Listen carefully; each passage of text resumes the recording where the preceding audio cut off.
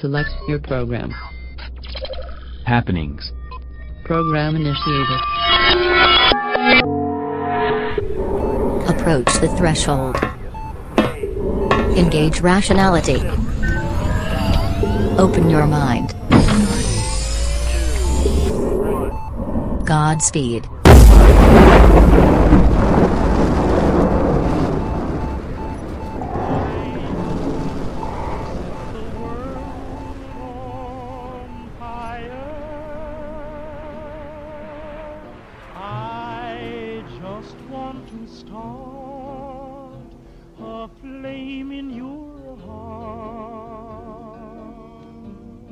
Blasting down to your listening devices, this is Flagship Freedom, the podcast that places you on the front line in the war of ideas. This is Michael. And this is Danny. Boy or girl? I don't know. Gender is oppressive, so today I'm just Danny person. Very good, Danny. That was. I've been working on it. I've been training, sensitivity training. Well, if you guys didn't really pick up on this sort of thing, we're going to be talking about a rather controversial topic today for our current event happenings episode. Now, I think that Danny and I haven't really talked too much about what our mutual thoughts are on the matter, so there might be some matters of difference, which will be fantastic for you, our listeners, because there's more than one opinion under the sun when it comes to this sort of thing. But we are going to be talking about the social justice warriors and also college PC culture and what that entails. And perhaps the way that we're going to be looking at it is very different from what you've been watching on YouTube when it comes to perhaps, a lot of the alt-right material that comes out who are seemingly the antithesis of the social justice warriors and sometimes just as bad. And you have a lot of other people that are coming out somewhere in between that are really opposed to this social justice movement. And I think that we'll talk about the alt-right in time, but right now it's our chance to talk about PC culture, the spawn therein, the social justice warriors. What is a social justice warrior? Let's start this one off right. We have to define this, but it's such an amorphous, ambiguous term. I'm having a hard time actually understanding what it is. So what's your understanding of the SJW movement? Yeah, and it's funny that you mentioned that because social justice warriors, I'm not sure if there's a lot of people that come out and say that I am a social justice warrior anymore. It might have been something that was very popular, maybe sometime after I graduated from college, because I wasn't hearing that sort of thing when I was in university still. I knew that the PC culture did exist, that, universities are a more leftist than rightist sort of institution. And so you get a lot of that sort of stuff in your general soft sciences, your social sciences. But I never really met someone, at least in university, that called themselves a social justice warrior. And that was really baffling to me when all of a sudden this came out. People kept on talking about SJW. Well, is that more of a pejorative term that people give them? I haven't heard many people refer to themselves as an SJW. Well, I do know this. Social justice is certainly a value of the modern day progressive. And that was definitely around when I was in university. It does seem like many of the individuals of which some scholarly articles that I've read about microaggressions and the social justice movement seem to point out that social justice is it's a good thing. It's something that we should be striving for. And these are values such as egalitarianism, and this is the celebration of multiculturalism, and democracy plays a big part in the social justice warrior, and making sure that things are fair for all, and the respect of every idea, no matter what it might be. And these are ideas that I think can be good, save for, I suppose, democracy. I do have a bit of a problem with, but the other things can be good. They can be good. The social justice warrior, and I think the culture, takes it to a religious extreme.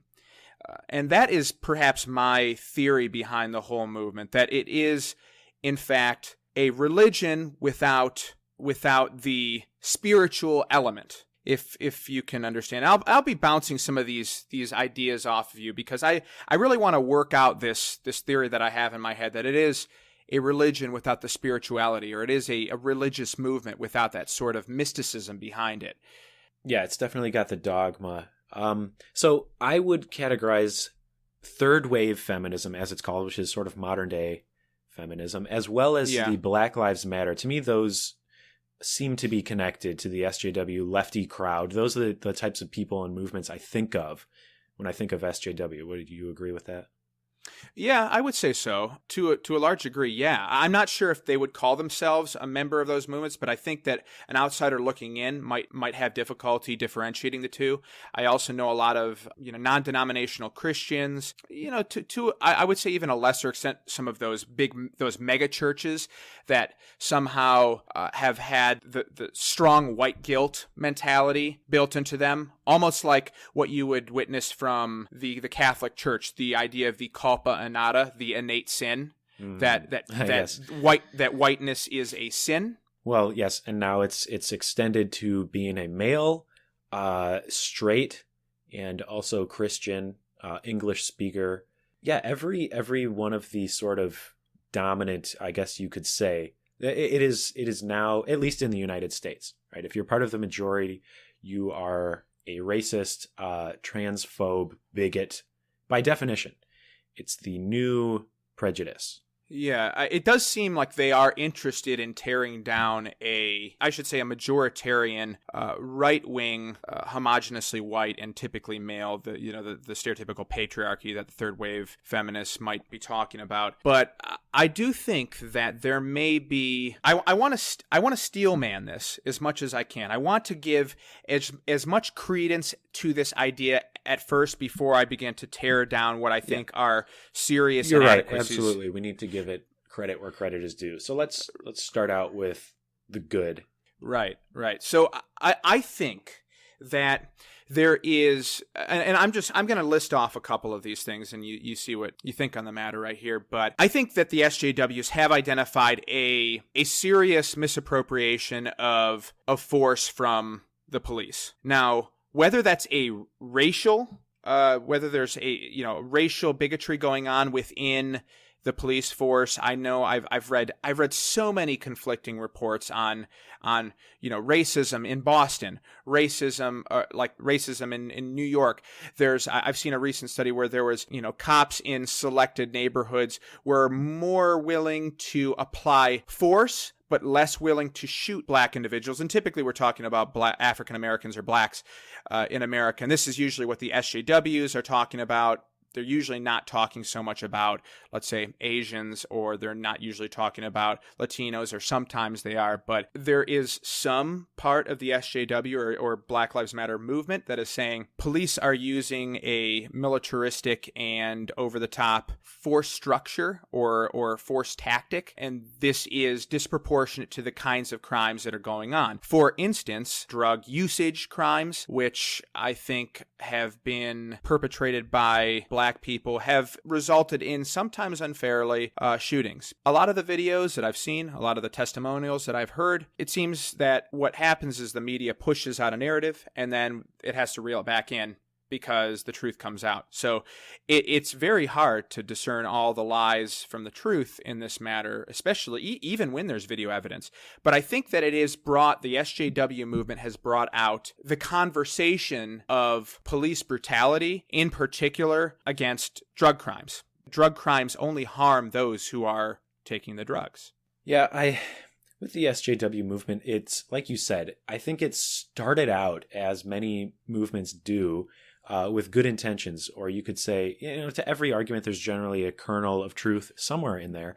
But I feel intuitively that, and this is just as a result of sort of standing on the sidelines and spectating event after event after event, and arguments and discussions, just sort of forming this, it's like trying to, I'm sure you've seen that movie where they try to throw a sheet in the room and it lands over the ghost, and that's the only way they can discern its shape, because it's very hard. It's a movement that lacks definition, so you have to just feel it out as it interacts in society. But in any case, I think it's something that started out with good intentions and some truth in there for sure, and legitimacy, but I feel like it's really gone off the rails and become, like you said, this religious obsession that, I don't know, like I really value self-critical analysis. And as you say, white guilt, I think a healthy dose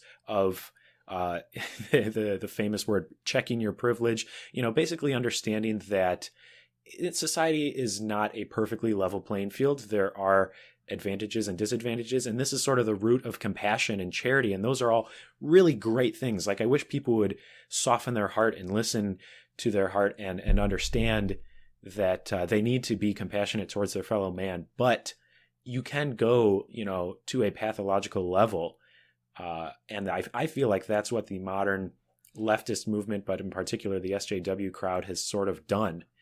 And maybe we can illuminate some more specific examples, but that's just kind of my general inclination. I hate to judge people based on a movement that I don't understand fully, but that's really the overwhelming theme that I'm sort of getting. It appears that they have problems with the injustices or the discrimination in the workplace for females, for blacks, to a lesser extent for Hispanics, but I don't really hear about them all that much within SJW crowds. With transgenders, they used to be strong proponents of gay marriage, but now that is legal federally, not so much. Although every so often they'll bring up some injustices that might occur, but maybe I'm being a little cynical about this, but it seems like the SJW or the progressives used the gay rights movement as a political football. Because as an observation, I've seen them jumping from one movement to one movement to one movement, because the importance of creating a state of emergency or a state of injustice and making sure that it is heightened to hysterical levels is one of their tactics. The Saul Alinsky sort of guerrilla warfare, swarm them with lies. Facts don't matter so much as long as you can create a hysteria or emotional state within people to create social change. The facts don't matter as much. I mean, this is 101 Rules of Radicals. If you haven't read it, you should read it, because you'll understand precisely what these people are doing. I see there are definitely instances of transgender people being persecuted because they are trying to make a transition. And quite frankly, whatever they want to do, they should be able to do. I have different issues with parents, encouraging or trying to get their kids to make going through surgery in order to change their genitals, in order to change their gender, before they're actually able to comprehend that choice. But we see that there has been persecution with gays. There has been persecution with transgenders. So there is a certain amount of validity. There's a kernel of truth to what they say. With the kernel of truth sprouts a great tree of iniquities. All right, so I know I told you about this theory that I have. This theory that the SJW movement is akin to a religious movement without the mysticism. There are certain dogmatic elements, certain irrationalities that often are intended to be explained away through faith for the movement, of the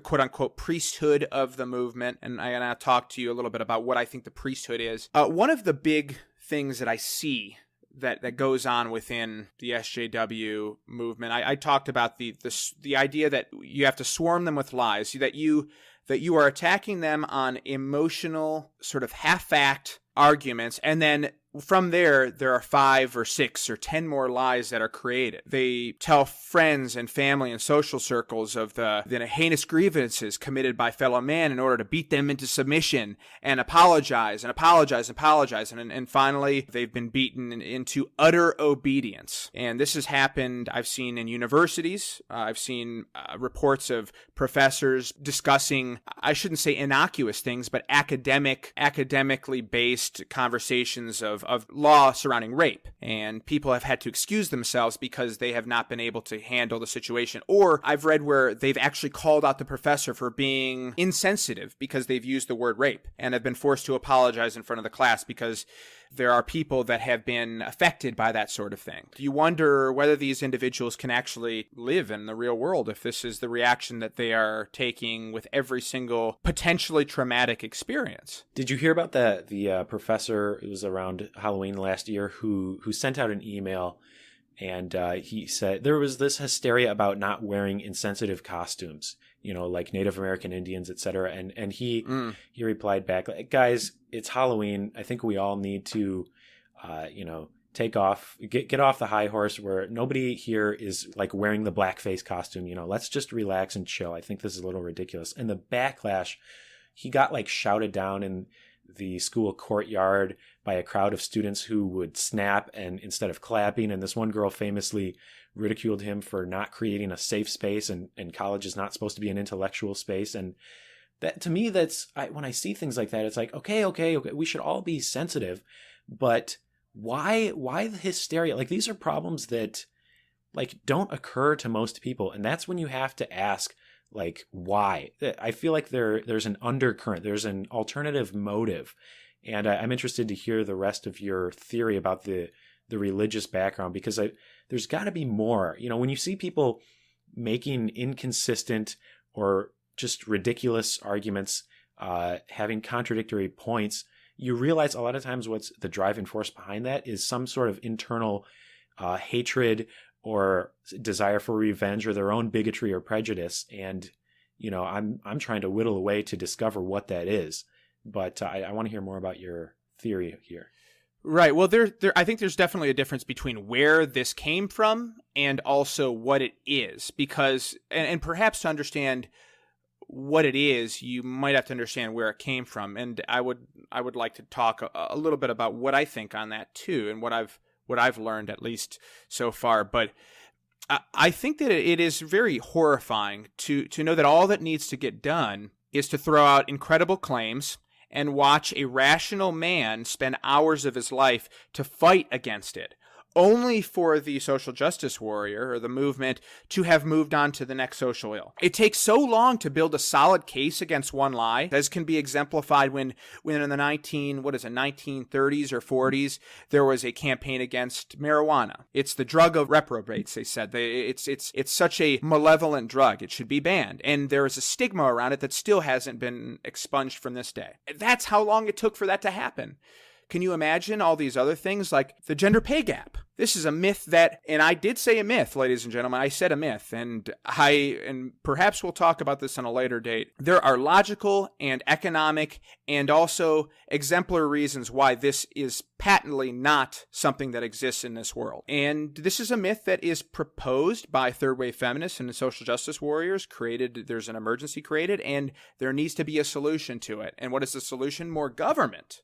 More government is the solution. More legislation is the solution.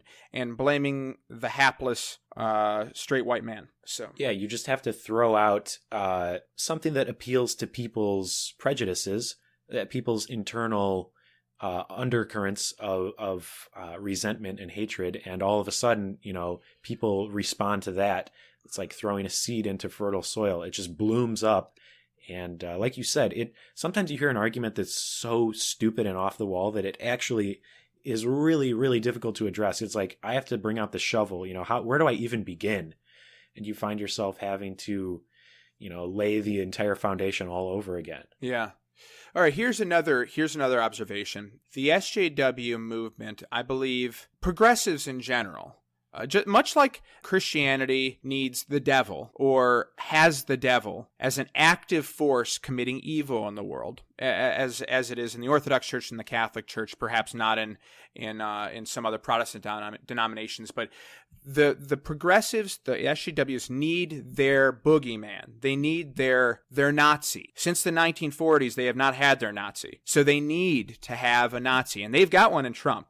I mean, that's an easy one. That is a bullseye right in the back of that man's head. But they also need other Nazis that are among the people that have infiltrated society. What is the boogeyman? Well, racism. Racism is a very big part of the world, and it manifests itself in a variety of things, from workplace discrimination to microaggressions, to the friendships and relationships that we build, to low-income housing and gentrification, all this sort of stuff. And so there is a need for an enemy.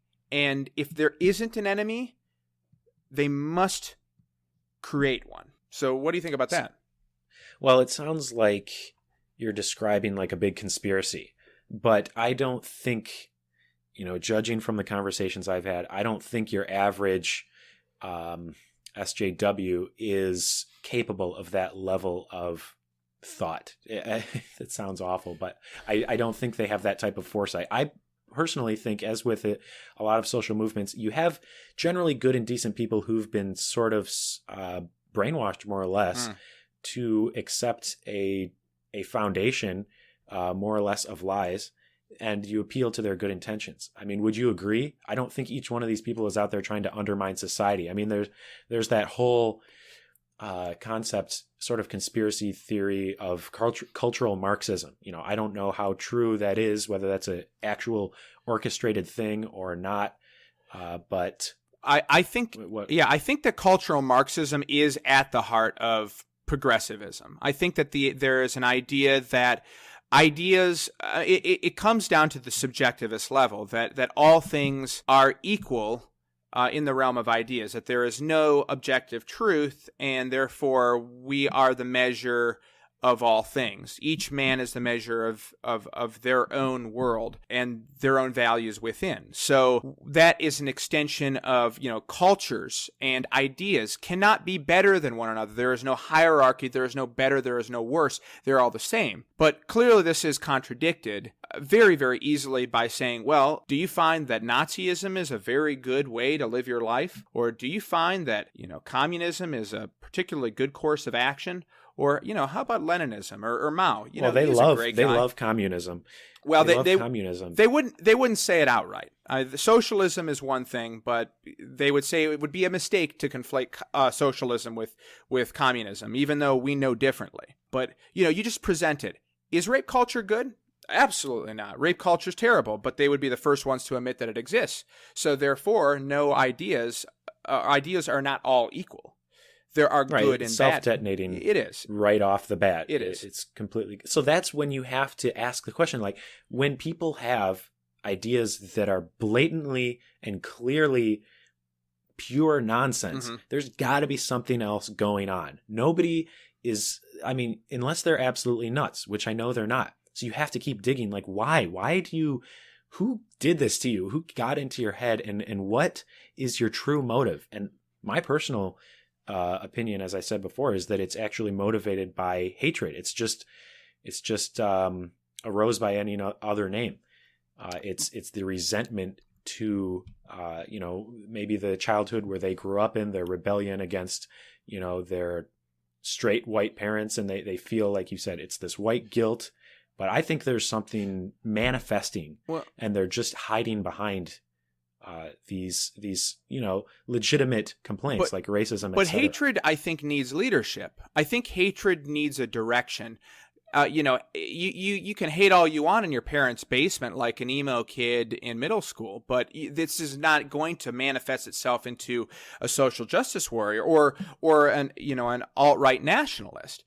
You need more of a leadership. You need connection to a community. And what I'm trying to structure or theorize is a greater framework from which this comes from. And maybe I'm tipping my hand right here, but I do believe that the priesthood of this movement is the academia. And this is the heart of the beast right here. What was it that I believe it was Marx said? Something along the lines of, you can have your corporations and your businesses, just give me the schools. That's all he needed. And that's all he knew he needed. So this is what I think is going on. I think this is where the problem stems from, because what better way to indoctrinate people than almost forced education, because you need to get a college degree at this point to be considered civilized and not a caveman. So you have to have that documentation, and that's 4 years right there. You got so much schooling that's in the public realm, and they have to be able to perpetuate this. And it's sort of like a snowball effect. More people that go into it turns out more academics. It turns out more leaders who are social justice warriors, perhaps not by name, but by ideology. It breeds that mentality. And they keep on coming back to that system because many of them are participating in careers or education systems that are not going to actually get them work. So they're going to come back to the university. So I'm trying to reconcile, like, I made it through college. In my sociology class, which I 4-pointed, but I was fed a steady diet of horse crap, and I was given extra credit to attend a lecture called Capitalism Hits the Fan. So it was by a Marxist. Yeah. Another one was What It Means to Be a Transgender Woman. Yeah.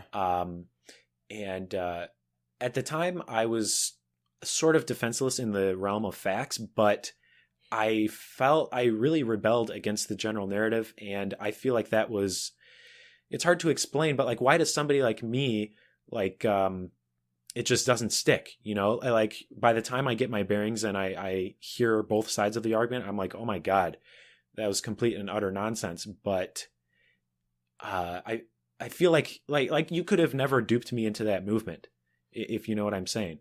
So that's why I feel like there's something more deeply seated in people who fall prey to this, is that it's a manifestation of their prior prejudices or whatever's going on in their brain. Well, yeah, I think that there does need to be some sort of sympathy towards the injustices that are going on already.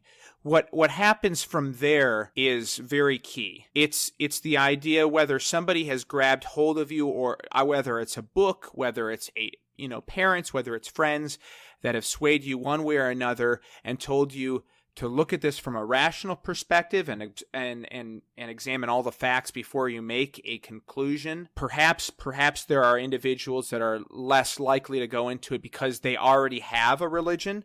This might be one of the biggest things that I might propose, that if you are an individual that has a religion already, you have objective ideas, your ideas that there is an objective world, that there is truth in the world, that there is an order in the world. You already have your priesthood, you already had a God above, and you have priests, religious leaders that tell you things that are contrary to what an SJW might be sympathetic to hearing if it wasn't for the fact that they aren't really religious people. If they don't have maybe a strong religious background, maybe they might fall prey to this sort of thing.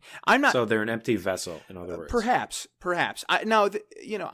I'm not saying that religion needs to be there for somebody to not fall prey to this, but I'm suspecting, just due to the amount of social justice warriors that I have met post-university, and those who I would consider that sort of thing, they tend not to be very strongly religious, or also they tend to be very strongly subjectivist. One or the other leads them to an idea that all ideas are the same. A man is an island in an ocean of other islands, and we have to collectively bind together and create a government that can replace the religious system for which we have lost.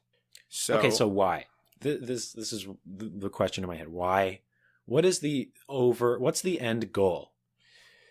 And the puppet master or whoever is controlling and orchestrating this movement. I don't think that there's a puppet master. I think that this is a natural progression of what occurs when society moves away from a religion.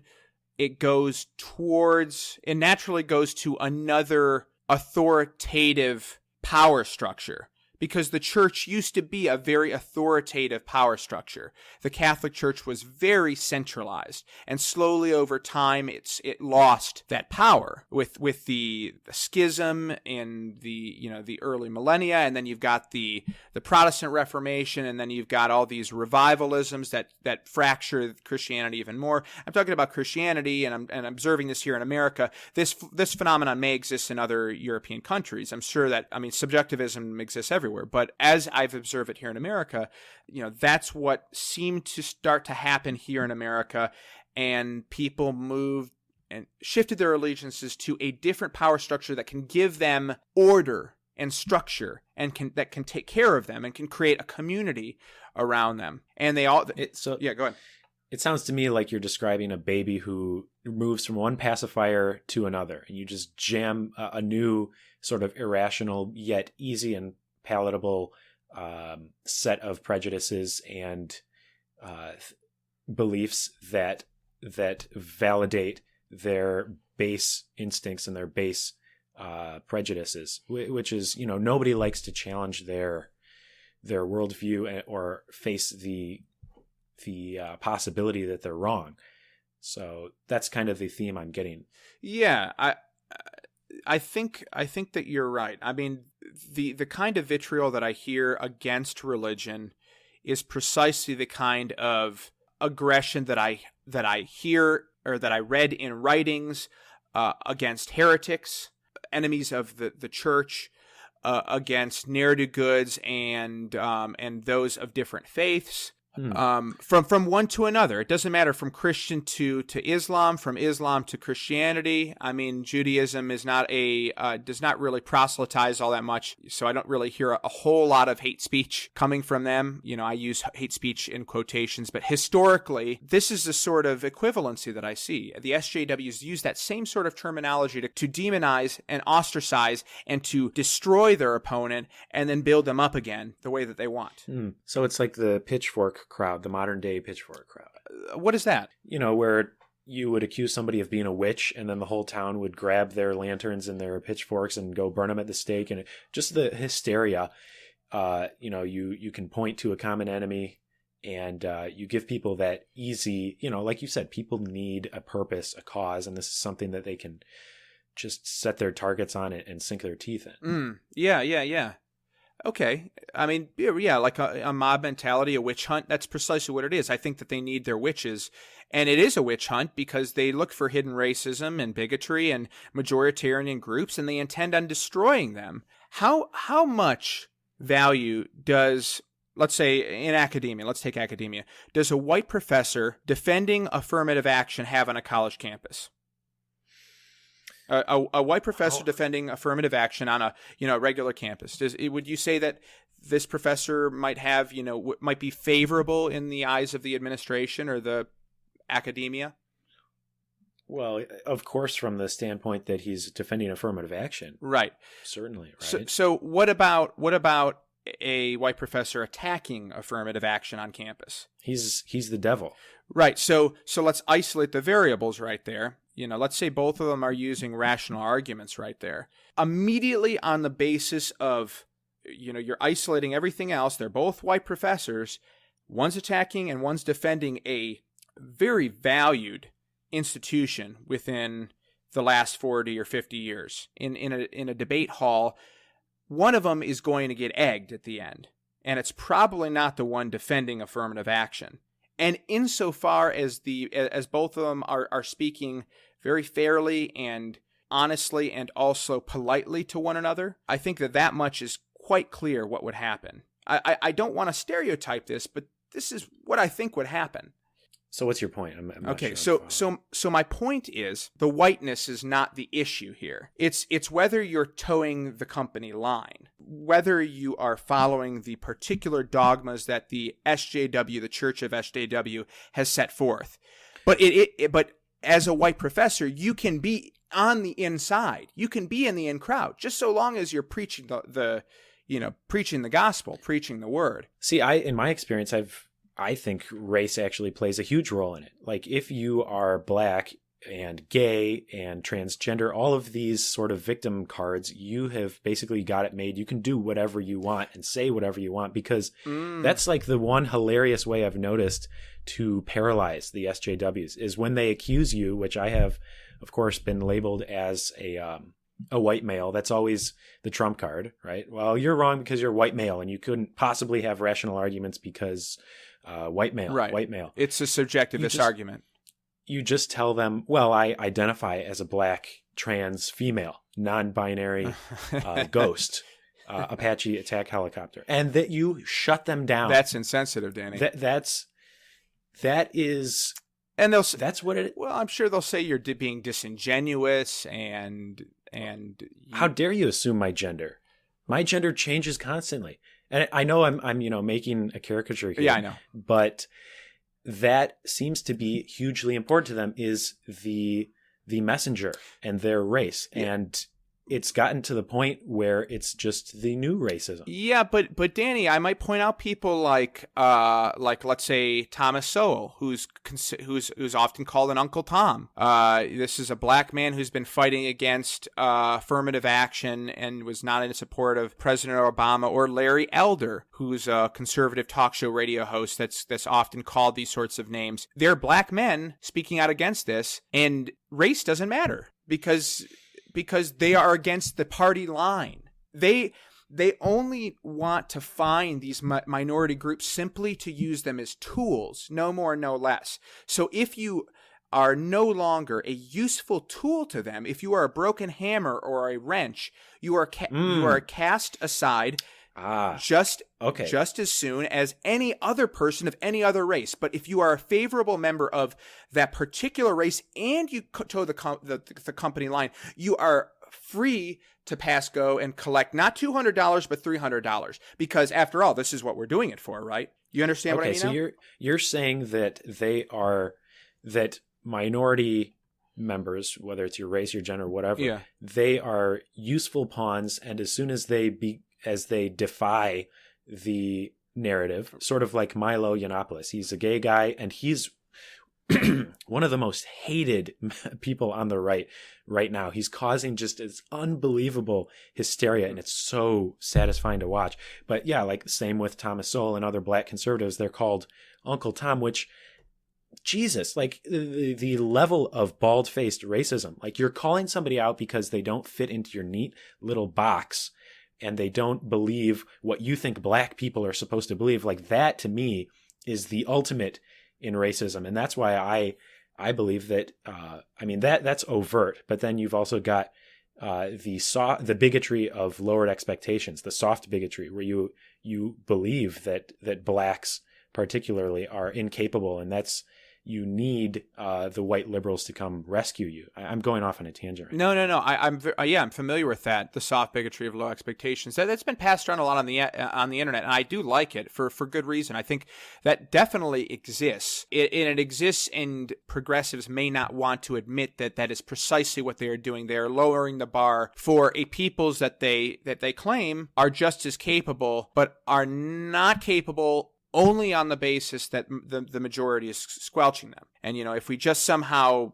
gave this minority group money, then somehow they would be able to get back on their feet. But while we're on the topic of black people, as funny as that sounds, I want to bounce an idea off of you. Yeah. Something on this subject that really stuck with me was, I don't remember her name, but it was this lady, a little less than a year ago. She claimed it was a white lady, but she had somehow duped everyone around her. She's part of the NAACP, I think, into believing she was a black woman. You familiar with that? Yeah, I've heard the story. Yeah, she dressed up. She did her hair like a fro. She had a permanent tan appearance. It looked really terrible.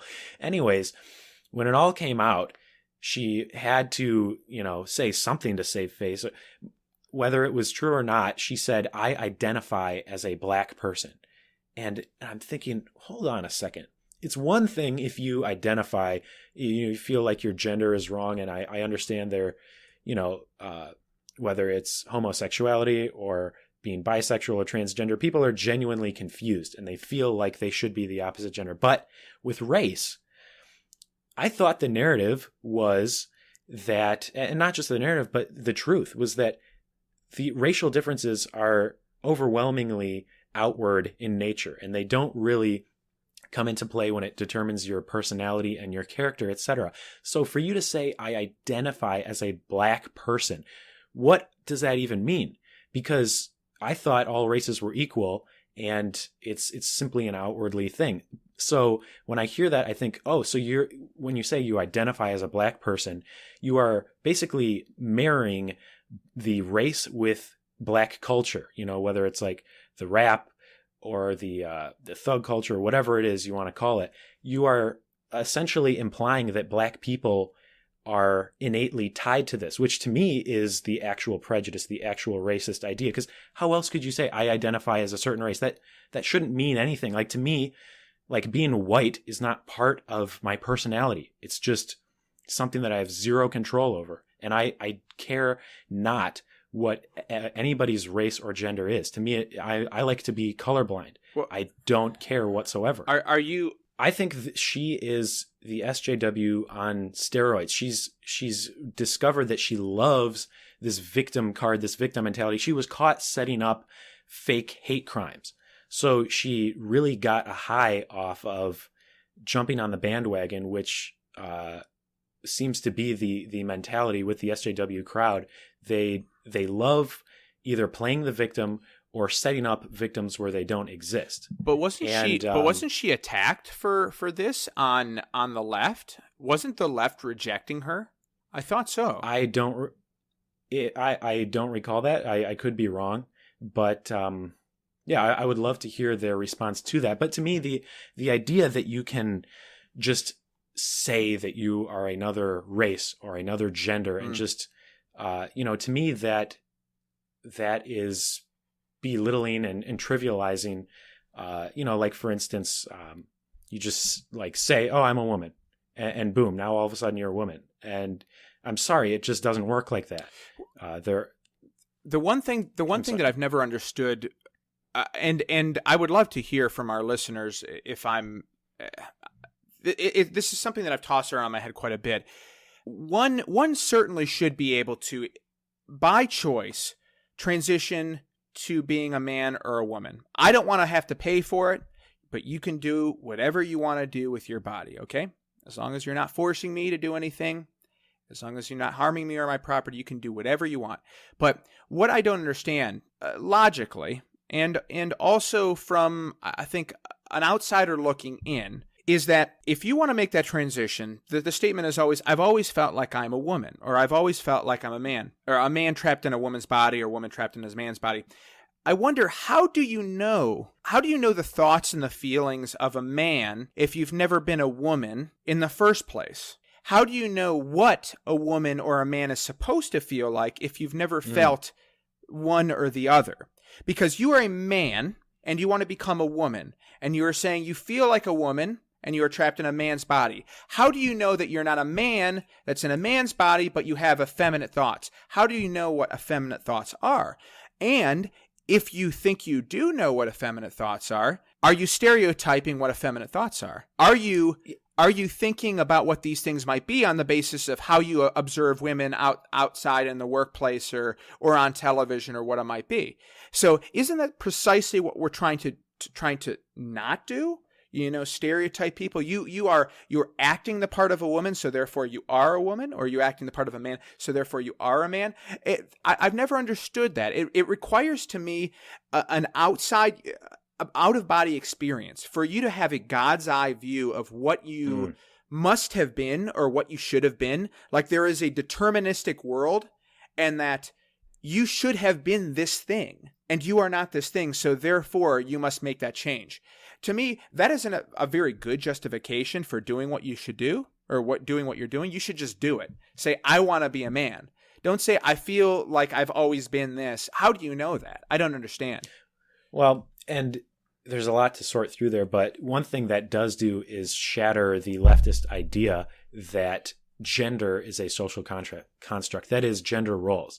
Like if men and women are supposedly exactly the same in all important ways, then it's impossible to feel like a man or feel like a woman, because that statement implies that there's a fundamental difference. But like my personal belief is that there are fundamental differences between men and women, not just outwardly, but in the way your brain is wired. I mean, to me, that doesn't require any stretch of the imagination. Your biological roles are extremely different. So I personally have no problem accepting the idea that, say, a guy, he just feels overwhelmingly feminine. And when I say feminine, I mean a reflection of what he sees other women in society doing, whether that's, being more interpersonal, more family-oriented, less concerned with career ambitions and stereotypically manly things like combat and cars and working out and all that stuff. I have no problem seeing that men and women are interested in different things. So I see what you're saying in terms of it shattering the leftist paradigm that men and women are supposed to be perfectly equal and indistinguishable, but I don't think that's true. I think it clearly reveals the fact that there are innate differences between men and women, and that's fine, and there's nothing wrong with that. Right. And I tend to agree with you. I do believe that there are differences between men and women, both physically and psychologically, emotionally, etc. What really it matters to me is how they're treated under the law in this society and in a free society. And in a free society, this really wouldn't be an issue because you don't have institutions that perpetrate mass racism.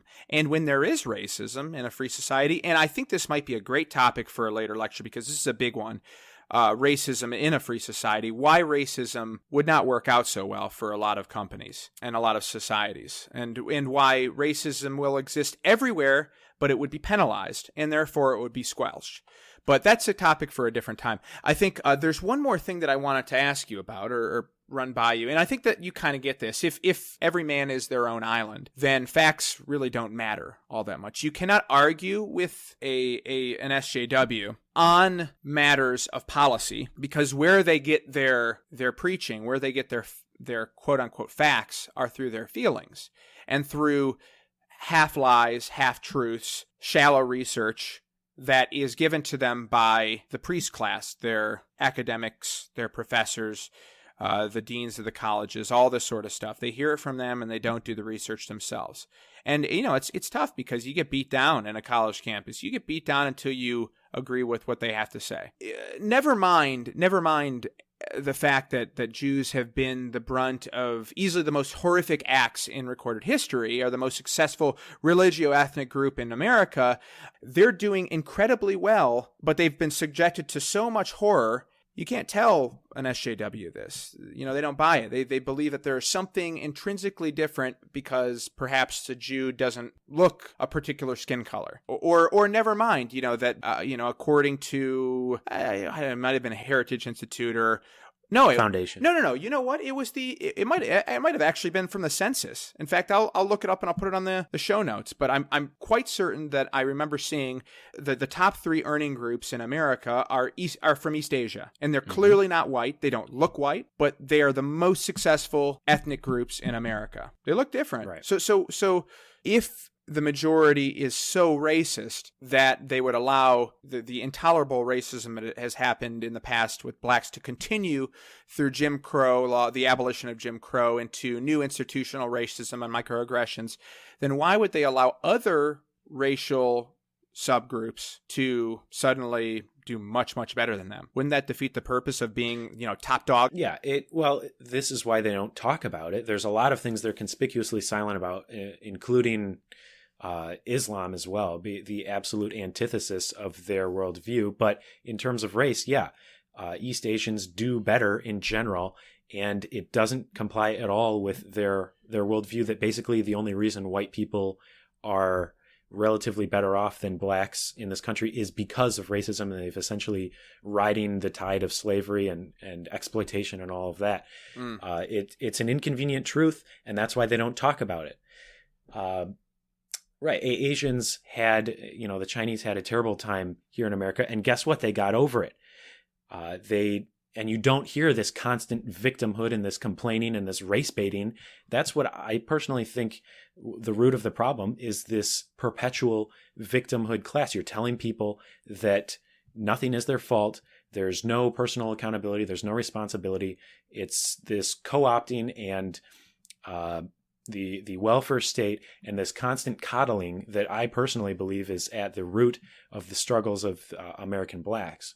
So I think you caught on to something that is a thorn in their side, and that's why they don't talk about it. And similarly with Islam, the narrative is that white straight people are bad, and anything that doesn't match that, we don't talk about it. Even though Islam, I'm not saying all Muslims, but Islam is, right now, its adherents, generally speaking, as a trend, are committing the most heinous and most intolerant crimes against humanity over in the Middle East, in predominantly Muslim countries. And it's also, of course, heavily misogynistic belief system. So all of these things shatter the narrative that it's all whitey's fault. And, I apologize for going on a little rant there, but that's why I keep going back to this, my concept that it's all just a manifestation of prejudice and hatred.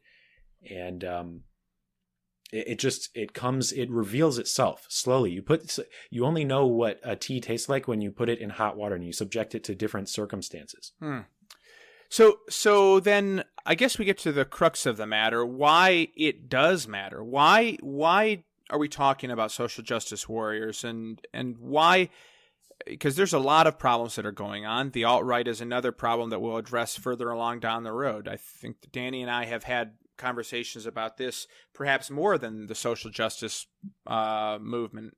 But why does this matter? Why does this matter? And I think there's a couple of things that I've identified.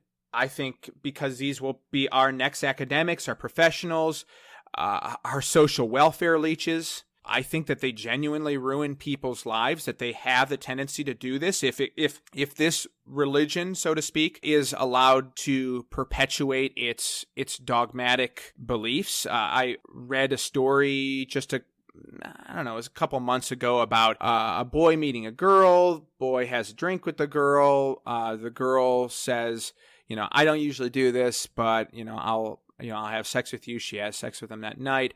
The girl's really excited about it. And then she sees the guy making out with someone else. And then she goes to the police and she claims that he raped her. And then the guy got kicked out of the university. It was like Washington. I have it in my notes here. Washington and Lee University. He got kicked out of the university. Turns out that it was complete and utter fabrication. She was just jealous of him. So the social justice warriors and the movement does provide a blanket for for those sorts of claims, the rape claims, and that this is a very deep and integral topic to this particular movement.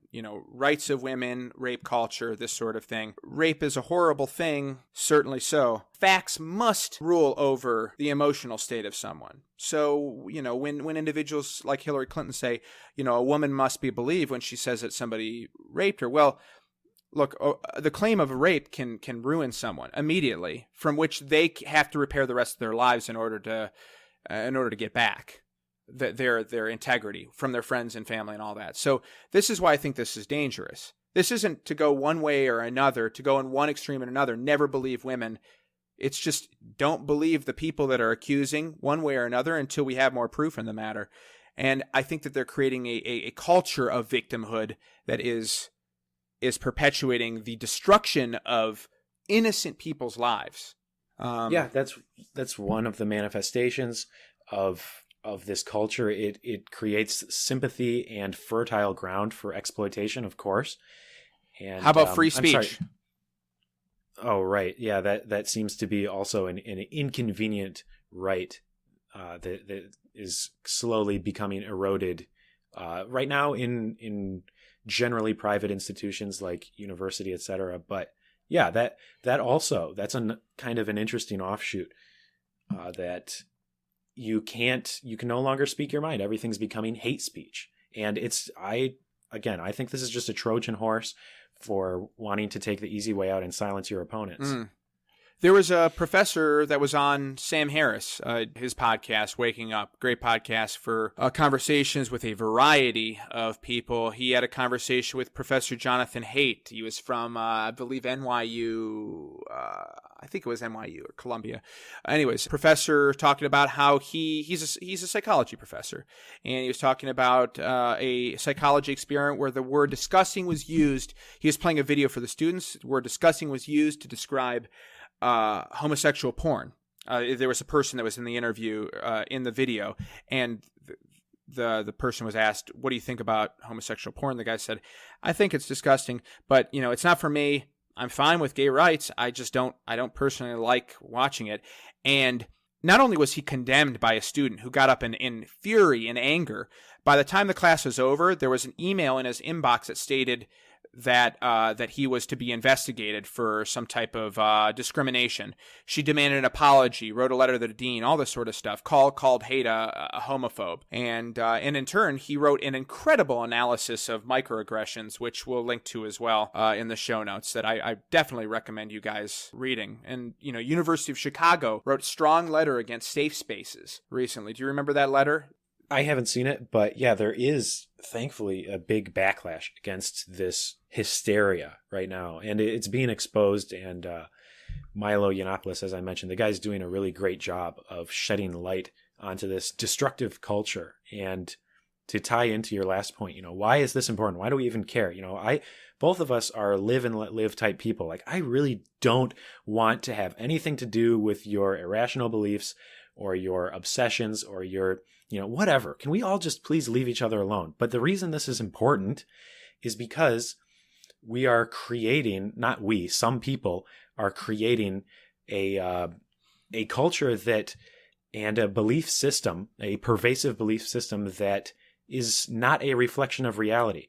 And it is instead built on prejudice and basically the reinforcement of a narrative. And anytime you get away from the things that brought us so far to where we are, self-ownership, individual merit, egalitarianism of rights, equality of rights, those bedrocks of society, we're slowly getting away from that. And those are the things, those basic natural human rights, as we slowly and gradually attack and erode those things, will spell the destruction of our society as we become racked with guilt and come to hate prosperity and wealth and have to have racial quotas and equality of outcome.